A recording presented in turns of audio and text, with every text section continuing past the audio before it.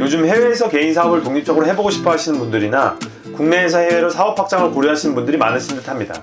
특히 해외 사업이라고 하면 그 나라에 대한 정보도 부족할 뿐만 아니라 어떤 사업을 해야 되는지조차 몰라서 헤매시는 분들이 많습니다.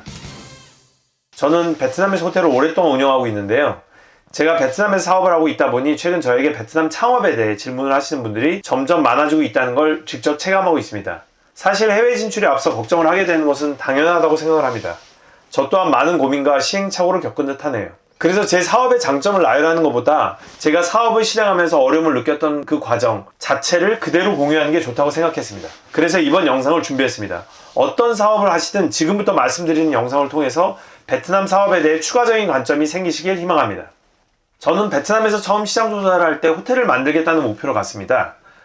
저의 경우는 그러니까 아이템은 정해져 있었던 거죠. 그래서 보통 한국에서는 임장을 한다고 하면 부동산을 보러 직접 다니는 것처럼 저도 처음에는 베트남 건물을 보러 계속 길거리를 돌아다녔습니다. 아시다시피 그런데 베트남은 덥고 습한 나라입니다. 온종일 걸어다니다 보니까 한 번은 너무 어지러워서 오토바이가 정신없이 다니는 길에 잠깐 앉아서 쉰 적이 있습니다. 좀 어지러워서 쓰러질 것 같은 느낌이 들어서 그랬었는데요.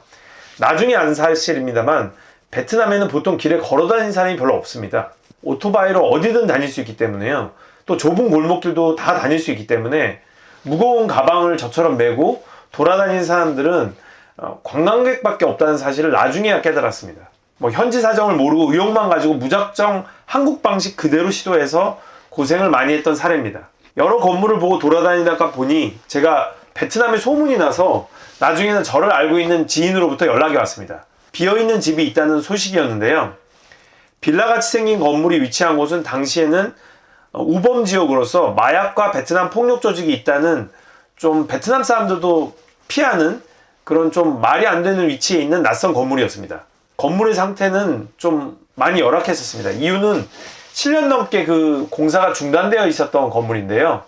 건물 계단에는 풀이 자라고 있었고요. 수영장처럼 보이는 곳에는 쓰레기와 물이 고여서 어디에서 왔는지 물고기가 헤엄치고 있을 정도였습니다. 비어있는 창문으로는 박쥐 같은 새들이 날아다니고 있었는데요. 하지만 당시에 저는 베트남 시장에 대한 나름의 확신이 있었습니다. 그래서 이 낯선 건물을 개선해서 어떻게든 호텔 사업을 하고 싶었던 마음이 컸습니다. 건물주를 한국으로 돌아가지 않고 바로 만났습니다. 하지만 예상과 다르게 처음 협상 과정부터 힘들었습니다. 빈집으로 버려진 건물인 줄 알고 있어서 굉장히 쉽게 제가 수선을 가능할 줄 알고 있었는데요. 건물 소유주는 하노이에 살고 있었고 굉장한 부자 귀부인이셨습니다. 당시 그 귀부인이 그 비염이 있던 4살 딸을 위해서 남쪽 지방에 집을 지었었는데요. 고급 가구들까지 다 사서 이제 새 집을 꾸미며 살기 위해서 지하실에 방치해둔 상태였습니다. 그런데 중간에 계획이 바뀌어서 공사를 중단하고 7년 넘게 그냥 버려두었던 폐가였던 겁니다. 그러니까 7년의 세월을 견딘 만큼 갑자기 나타난 외국인과 계약을 하기에는 건물주는 조금 망설여졌던 부분이 많으셨던 것 같아요.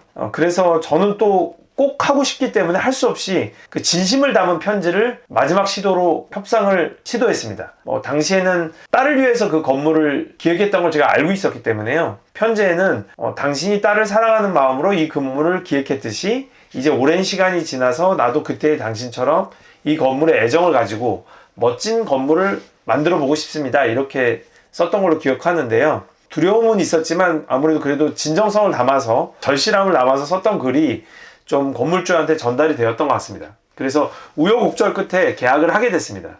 하지만 계약을 하고 보니 몰랐던 또 다른 문제가 또 발생했습니다. 건물 지하에 사람들이 있었던 걸 알고 있었는데요. 그 사람들이 그냥 건물에 갈 곳이 없어서 머물고 있다고 생각을 했지 또 한국처럼 그분들이 점유를 하고 있었던 사람이란 거는 미처 제가 깨닫지 못했던 겁니다. 건물주가 공사가 중단된 사유로 공사비를 지급하지 않고 있었기 때문에 초기 뼈대에 공사를 했던 건축업자의 직원들이 지하실에 살면서 공사비에 대한 지불 청구를 위해서 점유를 하고 있었던 겁니다. 그 아래에 그 점유하고 있는 직원들이 있다 보니까요. 저는 공사조차 진행할 수 없는 답답한 시간들이 또 계속 흘러가게 됐었습니다. 다행히 건물주도 빨리 공사를 시작하고 있는 제 마음을 이해했었고 또 오랜 협의 끝에 다행히 법률 분쟁 없이 건물주와 점유하고 있던 건축업자의 협의가 이끌어져서 공사를 다시 시작할 수 있게 됐습니다. 당시에는 무엇보다 공사를 시작하게 된 것만으로 굉장히 기뻤었습니다. 그러니까 곳곳에 예측하지 못한 제가 체크하지 못한 위험성이 있다는 사실이 계속 저를 긴장하게 만들었었는데요. 우선 벽을 철거하고 공사를 바로 시작했습니다. 호텔방을 만들기 위해서 벽부터 열심히 쌓았습니다. 그 모든 벽돌은 좀 약간 구식입니다만 도르래를 이용해서 열심히 끌어올려서 벽돌을 하나하나 쌓아서 방의 구획을 나눴습니다. 근데 문제는 또 발생했습니다. 긴 협의 기간을 마치고 보니 해가 바뀌어서 어느 설 명절이 됐었는데요. 베트남에서 설 명절은 1년에 한 번뿐인 민족 대명절입니다. 연휴 기간이 아닌 준비 기간까지 해서 거의 몇 주 동안 베트남 사람은 일을 하지 않는다는 걸 제가 몰랐던 거예요. 방법이 없기 때문에 이번에는 모든 걸 체념하고 그냥 제사 지내고 그냥 즐겁게 공사하신 분들과 같이 명절 준비를 하면서 어울렸습니다. 작업하신 분들이 떠나고 어쩔 수 없이 또 쉬는 기간이 찾아왔습니다. 그동안에는 이제 걱정하면서 지내고 있는 한국의 가족이 가장 먼저 생각이 났는데요. 항상 미안한 마음이 컸었기 때문에 가족에게는 또 마음을 담아서 건물 옥상에서 영상 편지를 띄웠었습니다. 또 긴 명절이 끝나고 다시 공사를 진행하려고 하니 공사 과정에서 생각했던 것보다 공사할 것이 너무 많았습니다. 아마 인테리어 공사 같은 걸 해보신 분들은 아실 텐데요. 좀 더 잘하고 싶은 부분 때문에 마감이나 기획에 대한 욕심을 내기보다는 기본적으로 건물에 투하될 그 자금이 좀 많이 소요됐던 것 같아요. 버려진 건물이어서 아무런 전기나 수도시설이 되어 있지 않고 엘리베이터는 물론이고 정화조까지 설치가 되어 있지 않다 보니까요. 벽도 세우고 수도관도 만들고 또 전기도 설치하고 정화조를 다시 셋업하다 보니까 처음에 제가 예상했던 예산을 훌쩍 넘어서 설비와 건물 구조를 만드는데 자금을 모두 소진해 버렸습니다. 그래서 이제 건물을 뼈대만 남기고 마감을 제대로 할 수 없는 상황까지 왔는데요.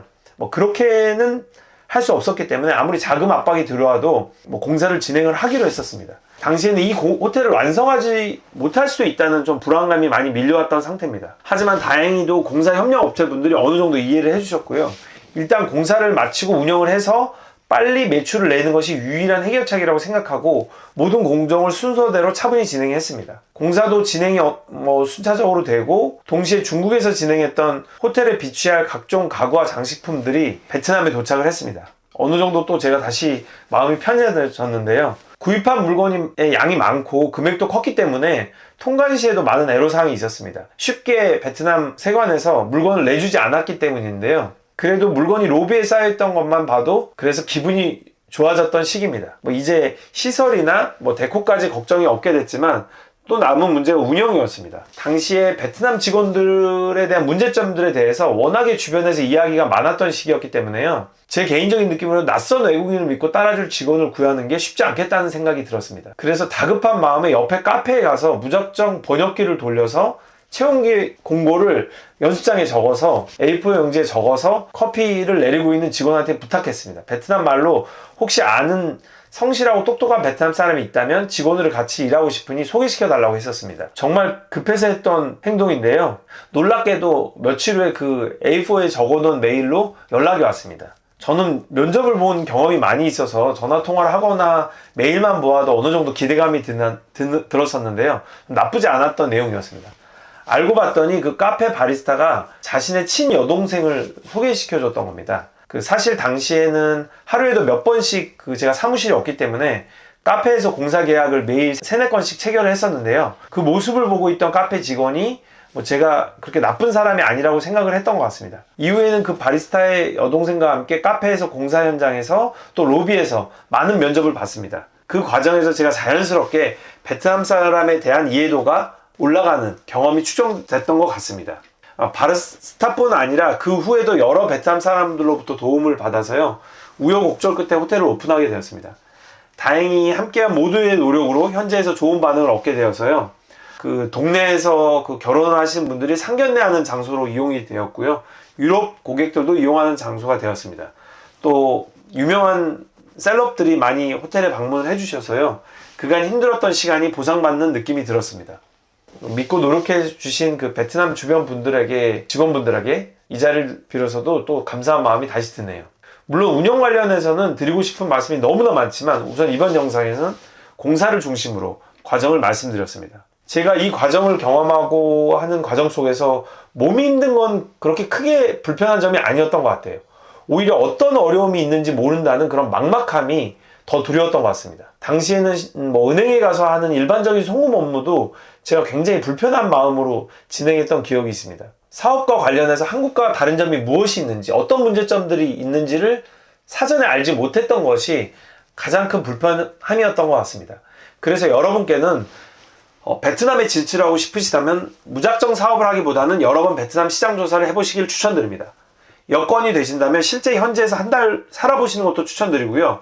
현지에서 열리는 외부 세미나에 참석하시면서 네트워크를 만들어 보시는 것도 좋은 방법입니다. 만약 혹시 영상을 시청하는 분들 중에 요식업이나 호텔 같은 서비스 사업에 관심이 있으시다면 아래 고정 댓글에 링크를 클릭하시면 되겠습니다. 제가 베트남 현지에서 법무, 금융지식까지 포함해서 진행하고 있는 비즈니스 세미나가 있는데요. 여기에 참여해 보시는 것도 앞으로 시간을 단축시키고 걱정 없이 사업을 런칭하시는데 좋은 기회가 될 것 같습니다. 그 모든 사업의 기본이겠습니다만 법무, 세무, 마케팅, 직원 운영 관리 같은 영업 같은 지식까지 모두 습득하셨다면 이제 실행이 남아있을 텐데요. 신뢰를 지키면서 사업을 하신다면 베트남은 성장 미래가 보장된 사업지가 아닐까 하는 게 제 개인적인 생각입니다. 준비가 되셨다면 여러분의 사업 스토리를 만들어 보시는 것도 나쁘지 않을 것 같습니다. 저도 유튜브를 통해서 제 여정을 여러분과 계속 공유하도록 하겠습니다. 감사합니다.